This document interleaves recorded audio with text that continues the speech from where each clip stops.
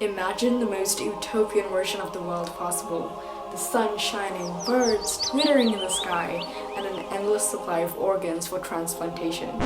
Wait, what? That's right. Up to 17 people die each day waiting for a transplant, and every 8 minutes, another person is added to the waiting list. So wouldn't it be amazing if we could provide them with the organs they need and improve their odds of living longer? Well, that's exactly what 3D bioprinting offers. So, how does it work? First, we extract cells from the patient.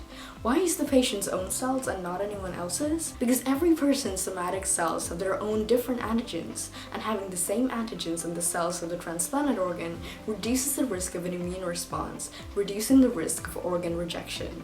We then convert these cells into induced pluripotent stem cells, which have the ability to differentiate into any cell type, because our normal somatic cells aren't able to do so. The cells are then developed in a substance containing growth factors and hydrogels, collectively called bioink, which mirrors the extracellular matrix in our own body. The most popular bioprinting method so far is extrusion-based bioprinting. We then use computer-aided design, or CAD, to construct a blueprint of the organ to be printed using X-rays or scans, and printers conjure up the organ by squeezing bioink through a nozzle, layer by layer, until it is finally a functional three-dimensional organ. And just like real human organs, these 3D printed organs need to be perfused with fluid to keep them viable for transplantation.